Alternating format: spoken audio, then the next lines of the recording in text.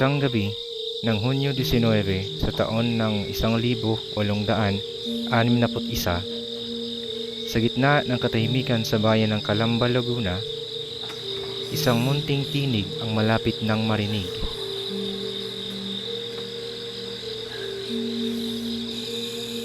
Francisco, Oh. gising. Manganap na ba ako? Sandali, Chidora. May gagamo na. Pasyano! Pasyano! Ano po yun, Itay? Tumawag ka na ng kumadrona. Bilis! Manganganak na ang iyong inay. Opo.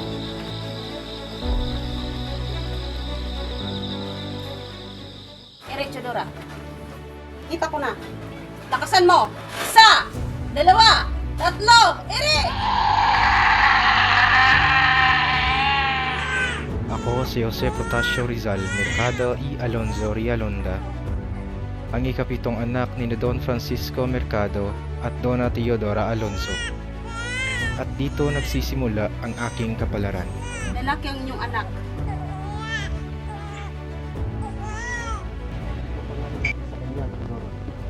Jose. Jose ang papangalan natin sa kanya. Sige nga anak, basahin mo nga ulit ang mga alpabetong ito. Si ina ang nagturo sa akin kung paano magbasa at magsulat. Sa kanya ko rin unang natutunan kung paano ang manampalataya. Mahusay Pepe, sadyang napakatalino mo talaga. Walang duda. Ngunit higit pa sa mga letra at dasal ang itinuro sa akin ng aking ina. Sa kanyang mga kwento, unti-unti kong nauunawaan ang kahulugan ng sakripisyo, tapang at katalinuhan. Isa sa mga kwentong tumatak sa aking isipan ay ang kwento ng batang Nagsabihan ng gamo-gamo. kanyang inang gamo-gamo ang kanyang anak na huwag lumapit sa apoy ng lampara nang hindi siya masunog. Ngunit, hindi nakinig ang anak. Siya ay lumipad, naglaro malapit sa lampara at walang ano-ano ay nahagip siya ng apoy at namatay. Kung nakinig sana ang anak ng gamo-gamo sa kanyang ina, sana ay hindi siya napahamak. Pepe anak, huwag mong tutularan ang batang gamo-gamo. Lagi kang makinig sa akin ng iyong inay upang ikaw ay hindi mapahamak. Sa murang edad ay natutunan ko nang ipahayag ang aking damdamin sa pamamagitan ng pagsusulat. Si ina ang nagsilbi kong inspirasyon. Sa kanyang paggabay, unti-unting lumalalim ang pag-unawa ko sa mundo at sa aking pagiging Pilipino. At sa tahimik na umaga, isinulat ko ang aking unang tula. Isang munting tinig, ngunit naglalaman ng damdamin para sa bayan at sa sariling wika.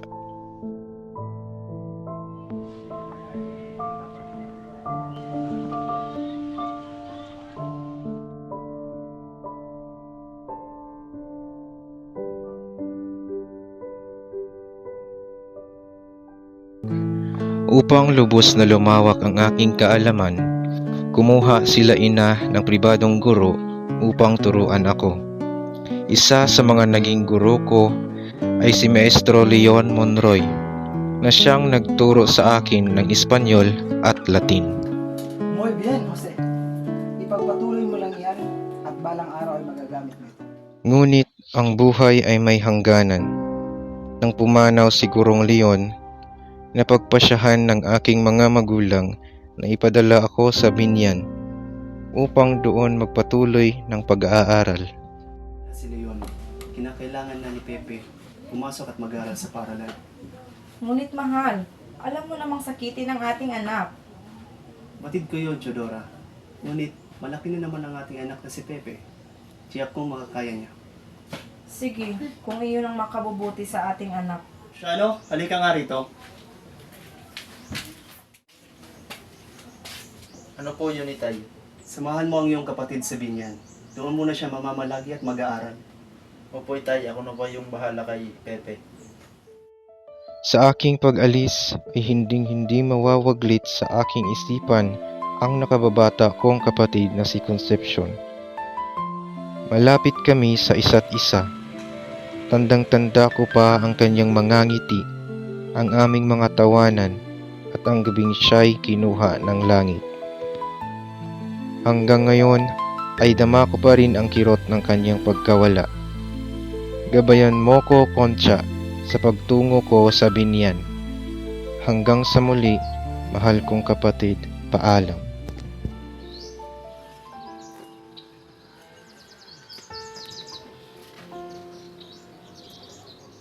Mag-aaral po ako ng mabuti ngayon. Hindi ko po kayo ibiguin, pangako. Huwag mong kalilimutan ang mga tinuro ko sa iyo, anak. Maging mabait ka at mapagpakumbaba.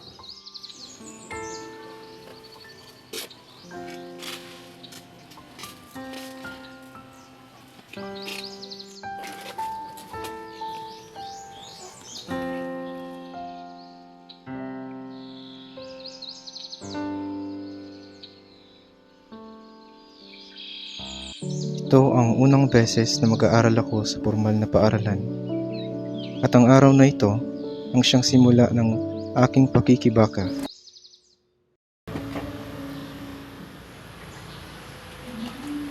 Magandang araw. Ito nga pala ang aking nakababatang kapatid na si Jose. Magandang araw, Jose. Halika, pasok ka rito. Hindi ka mabuti, Jose. Una na ako. Bagaman may kaba sa aking dibdib, nanaig pa rin sa akin ang pagkasabik at pagnanais na matuto. Jose, marunong ka ba magkastila o Latin? Kunti lang po, maestro.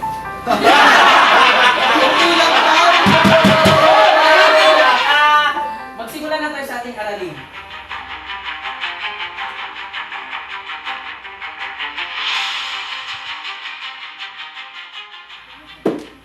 Ito na lang muna ang ating aralin ngayong araw. Paalam.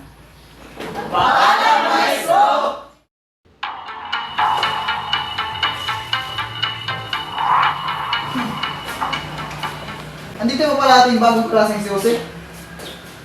Hindi na kapagtataka kung paano maliit lamang ang kaalaman niya. Malamang, singlitin niyo sa kanyang utak. O bakit, Jose? Takot? Singlitin pa ng utak mo ang tapang mo? Ayoko nang wala, Pedro. Paranin mo ako. Wala palang binatbat tong patpat na to.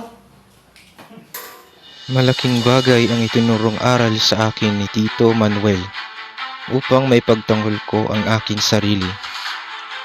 Hindi iyon ang huling beses na ako'y kinutya at inapi ng aking mga kaklase.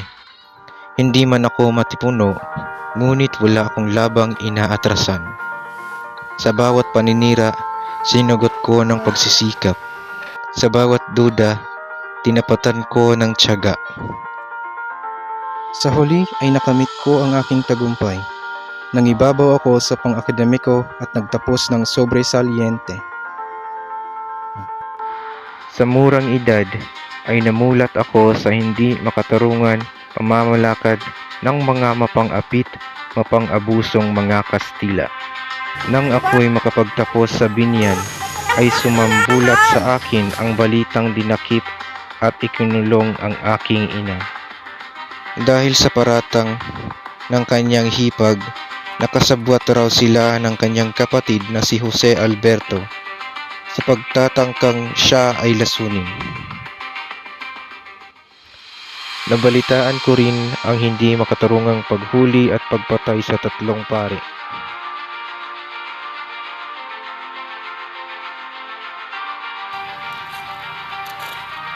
Itong 3 mga paring ito ay mga traidor sa ating bayan. At nararapat lamang na sila ay maparusahan ng kamatayan.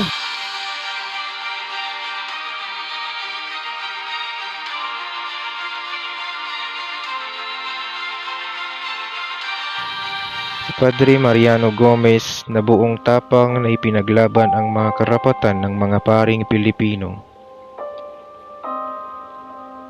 Si Padre Jose Apolonio Burgos na ipinaglaban ang pagkakapantay-pantay ng mga Pilipino at Espanyol sa larangan ng edukasyon at karapatang sibil. Si Padre Jacinto Zamora na ipinaglaban ang katarungan para sa mga Pilipino at sumuporta sa reforma sa simbahan at pamahalaan. ang tatlong paring martir na pinaratangan at walang awang pinapatay.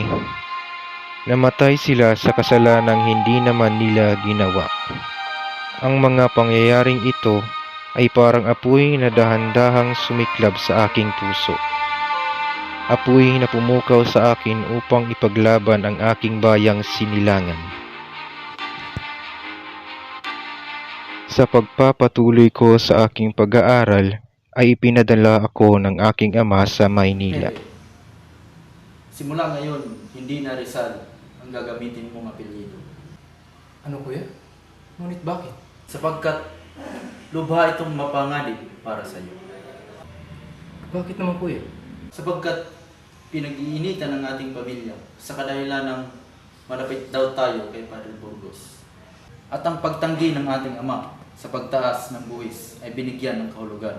Kung sa gayon, ay ano po bang apelyido ang aking gagamitin ngayon? Rizal. Rizal Pepe.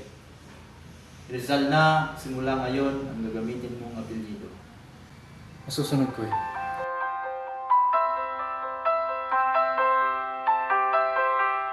Kasama ang aking kapatid na si Pasiano, ay tumungo kami sa Ateneo di Municipal upang magpatala.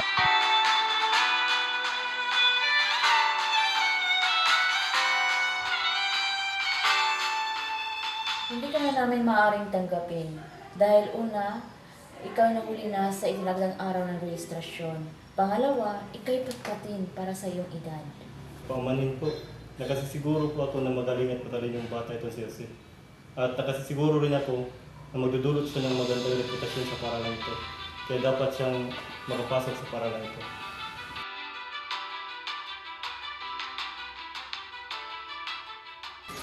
Maraming salamat po at tinulungan mo ako makapasok sa paaralan ito. Walang anuman. Basta pagbubutihan mo lang yung pag-aaral. Hindi naging madali para sa akin ang unang taong pag-aaral ko sa Ateneo. Ngunit hindi ako nagpatalo. Pagkus ay nagsumikap akong mag-aaral upang makakuha ng matataas na marka sa aking mga adhikatura. Patuloy kong inasam ang landas tungo sa aking tagumpay. Nagtapos ako sa Ateneo na may malaking parangal na lubos na ikinatuwa ng aking mga magulang at kapatid.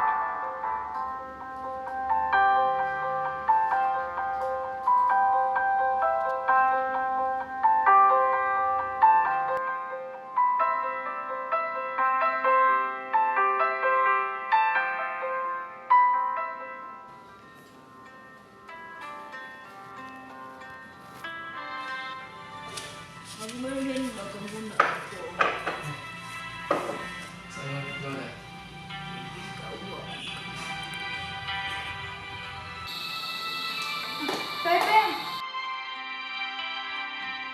Sinong mag-aakala na sa pagdalaw kong ito sa aking lola, ay makikilala ko ang kauna-unahang babaeng magpapatibok sa aking puso.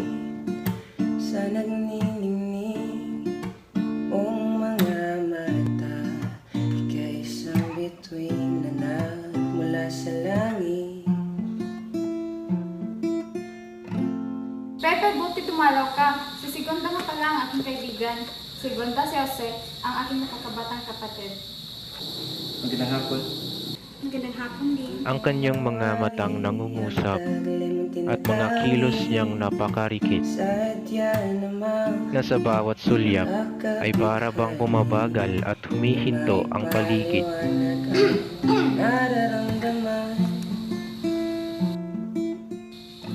Maiwan ka na muna namin, Pepe. Halika na sa kusina, Segunda. Namumukadkad ang aking ligaya sa tuwing Ngunit sadyang mapaglaro ang tadhana, sapagkat siya pala'y sa iba na nakatakda. ang aking kamay. Isang buwan ang lumipas matapos akong makapagtapos ng Ateneo.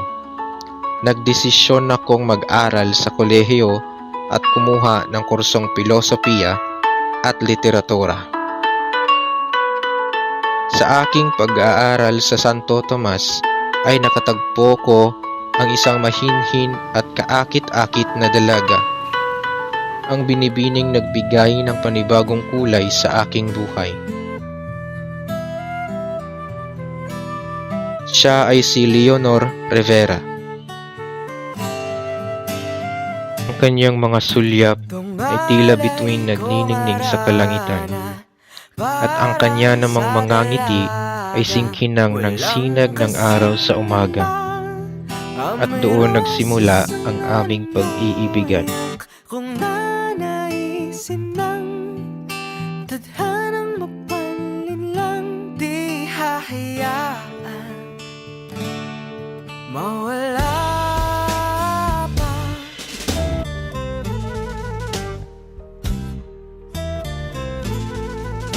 Na yan lang nakadama ng wagas na pagkamanghang. Hiling ka lang naman na tayo na sanang dalawa, siyang huli at ang isa. Papatunayan ang unang pag-ibig ay di mawawala.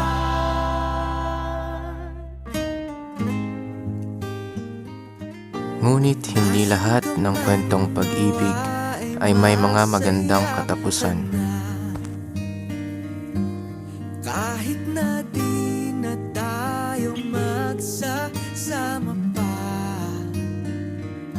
tingin mo lang ang hiling na mag-iingat ka. All you know, akong sinta. Sa ika-4 na taong pag-aaral ko sa Universidad ng Santo Tomas, ay wala na akong maramdamang saya sa kabila ng natatamo kong tagumpay sa larangan ng literatura. Kaya nagpasya akong tumungo sa Espanya at doon ipagpatuloy ang aking kursong medisina. Mayroon akong nais sabihin, ngunit dapat sa atin-atin lamang ito. Ano yun, Pepe? Nais ko sanang ipagpatuloy ang aking pag-aaral doon sa Europa, sapagkat doon ay mahahasa ang aking kaalaman at upang maigamot ko ang ating inay. Ngunit, paano sila inay at itay? Malalaman lamang nila kapag nasa Espanya na ako. Kung iyan ang iyong desisyon, ay susuportahan kita. At magpapadala ako ng panggastos buwan-buwan. At ako na rin ang bahala kina inay at itay. Habang ako ay nasa Europa, ay naging bahagi ako ng isang propaganda na nagnanais ng reforma. Dito ko rin naisulat ang aking unang nobela na pinamagatang No Limit Tangere.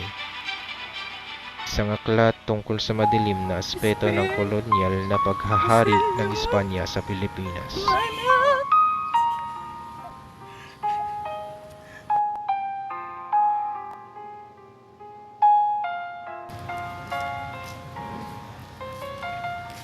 Nakita ko ba si Crispin?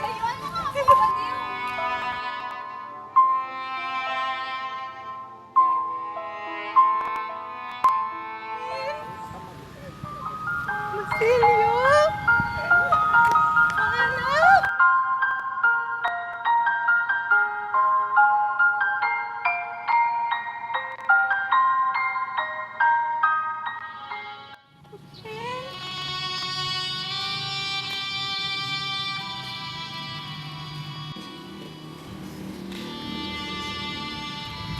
Mahigpit na ipinagbabawal ang libro sa Pilipinas.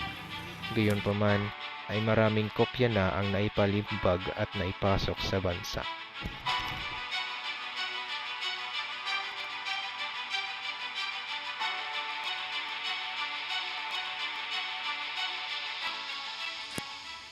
Dahil sa aklat na aking isinulat, naging tudluan ako ng mga pulisya. Dahilan ng aking pagbabalik sa Pilipinas noong Agosto taong 1887 ay napadali.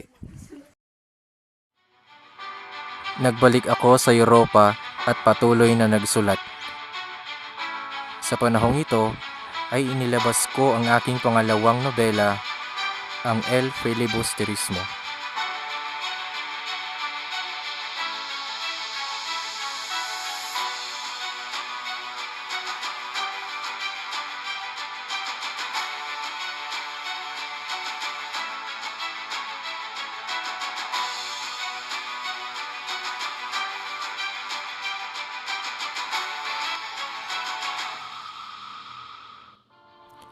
Sa aking muling pagbabalik sa Pilipinas ay naitatag ko ang La Liga Filipina, Ang ating layunin ay reforma. isang reforma na magbibigay proteksyon laban sa karahasan Sama-sama natin itatag at kawalan ng katarungan, Sumasangayon kami sa iyong panawagan. pagpapaunlad ng edukasyon, agrikultura Kami ay at handang sumama sa pangangalakal. maganda ninyong samahan. Pinapangako namin ang aming katapatan at paglilingkod sa inyo. Ngunit ilang araw matapos maitatag ang La Liga Filipina ay inaresto at pinatapon ako sa dapitan. Sa aking pananatili sa dapitan ay marami akong naisulong na plataporma sa panggagamot at pagtuturo. At dito ko rin nakilala ang isang binibining na tatangi ang ganda. Siya si Josephine Bracken. Siya'y lumapit sa akin upang humingi ng tulong ukol sa kondisyon sa mata ng kanyang ama. It is my pleasure, my beloved. At sa hindi inaasahan, sa tagal ay nahulog ang loob namin sa isa't isa. Parang biro lamang dumating ang tulad mo, at may isang pag-ibig na tapat at totoo. Dahil sa'yo'y naramdaman ang tunay na pagmamahal. Ibigin kita kahit sino ka man.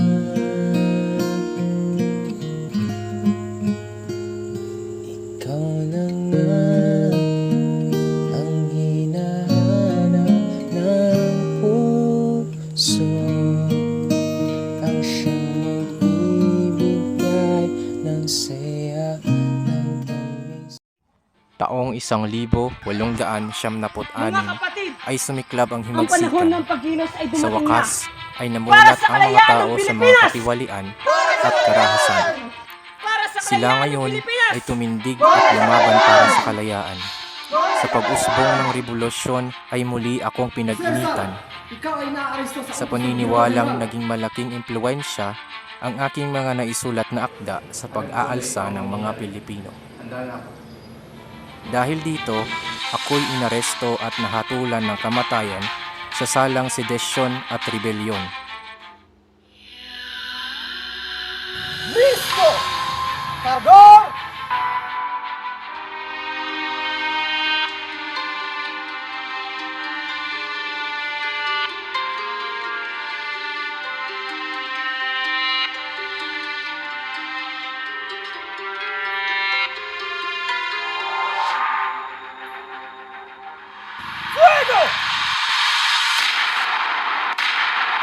Bagaman sa kamatayang humantong ang aking kapalaran, ay hindi ko pinagsisihan ang mga sakripisyong ginawa ko para sa aking bayan.